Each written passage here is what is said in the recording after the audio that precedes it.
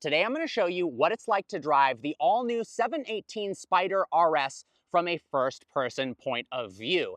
The more road-going convertible version of the GT4 RS, this thing is an absolute riot. At the heart of the Spyder RS is a 4-liter flat-six from the 911 GT3 that screams to 9,000 RPM and produces 493 horsepower and 331 pound-feet of torque. That's good to sprint this car from 0 to 60 in 3.2 seconds and a top speed of 191 miles an hour.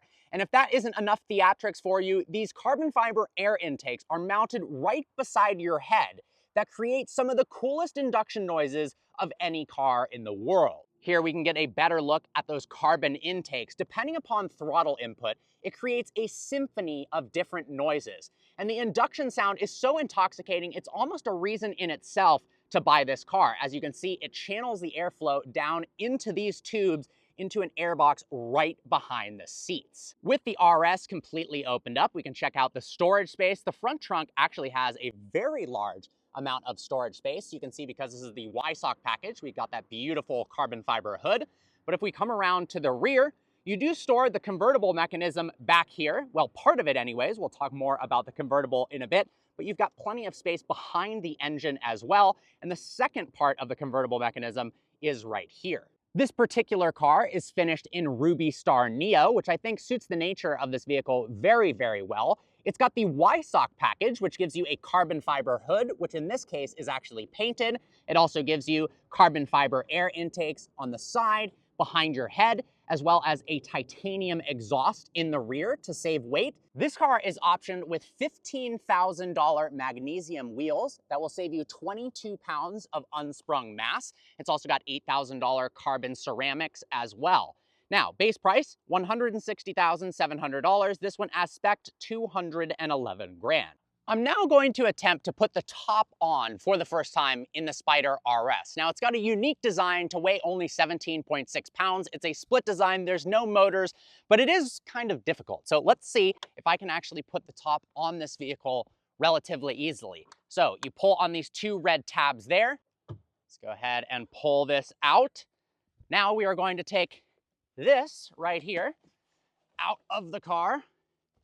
This is going to open up, if I remember correctly. All right, place this like that, fold that in. Actually, this is going way smoother than I thought. Okay, then we unfold this. Yes. Okay, now we have to put these guys onto here. This one goes on this side. I think we've got it.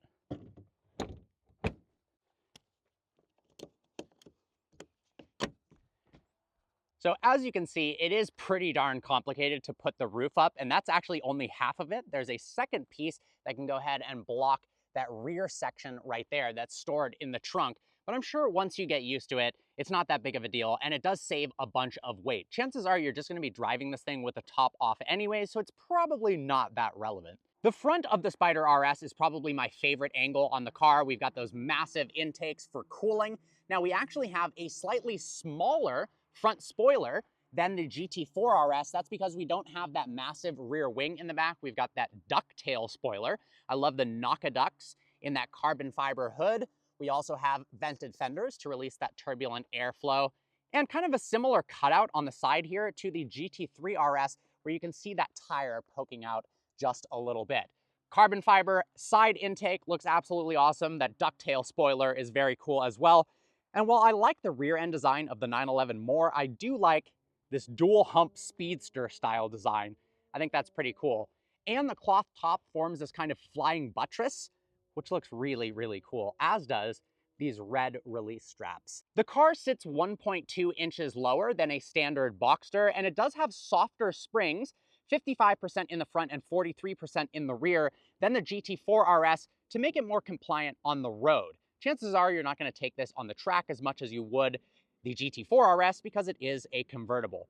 And that results in a different steering feel as well that's not quite as darty, and I'll explain how awesome it is when we get out onto the road. The interior of the car is very purpose-built. I love the Y-Sock embroidery on the seats. The carbon fiber buckets, well, they're a little bit difficult to get in and out of once you're in, support you so well. The Alcantara steering wheel, there's Alcantara and carbon fiber absolutely everywhere in this interior. I love the Spyder RS door sill as well. Let's go ahead and hop inside. On the inside, all of the gauges are analog, which is awesome. That 9,000 RPM red line with the Spyder RS graphic and 200 miles an hour on the speedo. And then once again, this is how you unlatch the roof. You push this red button in and fold this down. I like that this is a massive piece of carbon fiber here, and you can fold it and put it back down in there. Now, to fire on the Spyder RS, take the key, insert it into the slot left of the steering wheel, and then it fires on that flat 6. 7-speed PDK transmission, shift lever here. It does look kind of like a manual transmission, but it is a PDK. Paddles mounted behind the steering wheel right there. If we come down into the center console area, we can put PDK into sport mode for faster shifts, suspension settings, traction control settings. Obviously, we want the exhaust valves to be open. We've got a front nose lift to get it in and out of inclines more easy, which is a fantastic button. I love that the climate controls aren't touchscreen, they're all hard controls. Here's the temperature, here's the fan speed. There's not a bunch to write home about on the screen, and I kind of actually like that. You don't need information here on the display because this car is all about what it's like to drive. If you come over here, you've got the Wysock logo right there, and behind this, there are actually cup holders, although I don't imagine you're going to be putting too many drinks in your Spyder RS, but if you want to, you can.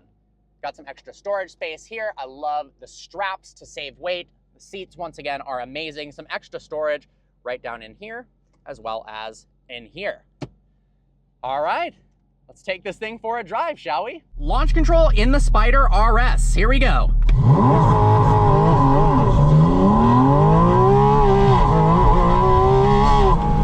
I mean, listen to that sound. Those intakes right behind your head create an experience unlike any other Porsche. And it just gives you this blatant reminder that the car is being thrusted forward, not by magic, but by thousands and thousands of explosions right behind your head.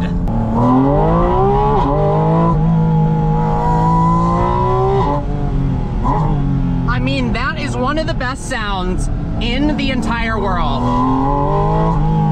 And depending upon the level of throttle, it has so many different noises that those intakes produce. I mean, that is just as intoxicating as it gets.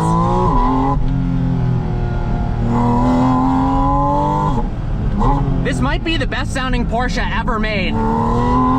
Save for maybe the Carrera GT, but man, that is just insane. And you immediately don't care that it's not quite as quick as a GT3 RS or a Turbo S. The noise is so overwhelming that it just puts the biggest smile on your face. And I actually really like the spring rates. It feels so well balanced and set up for road use. It's not quite as harsh as the GT4 RS. Now, when you get the 4RS out onto the track, it really shines almost like a cup car. But this is so perfect for the road. Oh my God, that induction noise. Are you kidding me? I think the entire end of this video needs to just be acceleration sounds without me talking, because this is just otherworldly.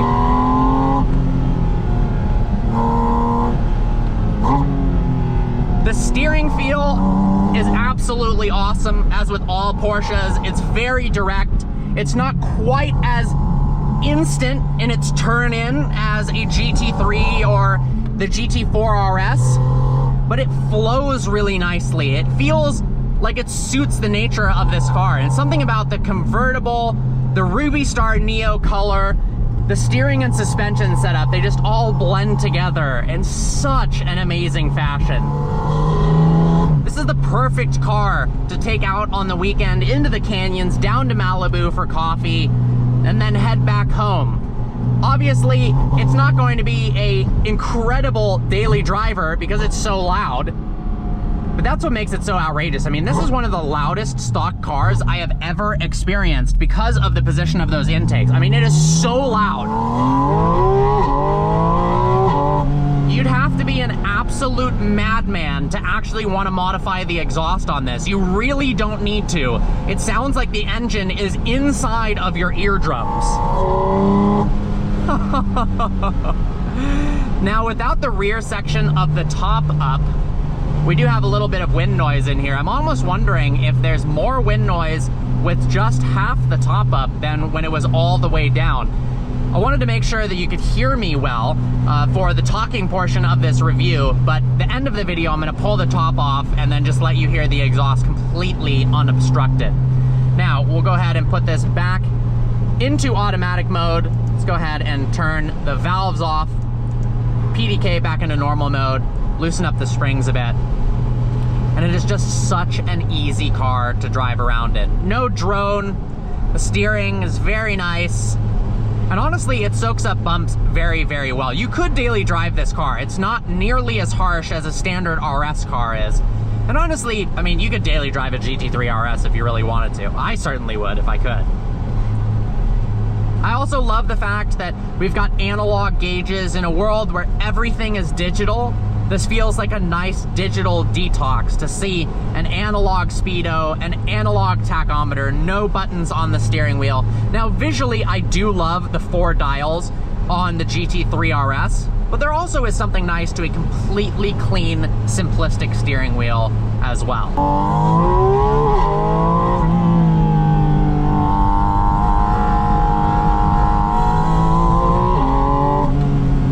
Mid-corner grip is outstanding.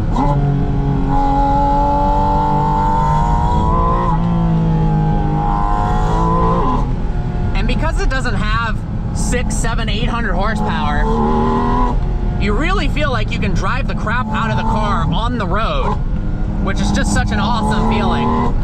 And I love the lower RPM growl in like 3rd gear. Listen to this. It sounds like an air-cooled 911. It's just got that grunt to it, like an air-cooled race car.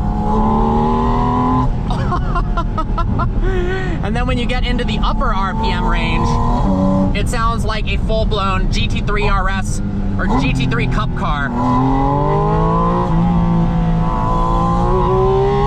Oh my God. It starts to get this metallic rasp at the top in the best way possible. And the gearbox is just telepathically quick. The upshifts and downshifts, and I like the fact that it's got shortened ratios so you can kind of play through the gears a little bit more.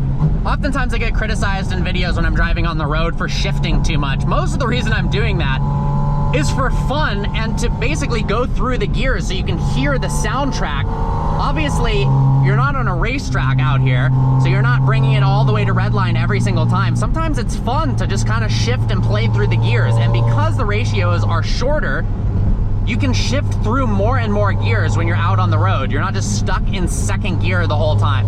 That was an original complaint that I had with the 1st gen Cayman GT4 non-RS, the manual one. It was such a nice handling car, but that 2nd gear was so tall that you kind of felt like you were stuck in it sometimes. This, you can just play the car like a soundtrack. A lot of Porsches out today.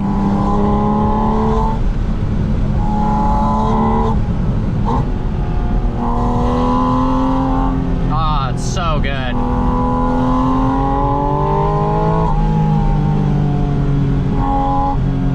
I mean, this car is absolutely incredible. It's so easy to place on the road. It's so confidence-inspiring.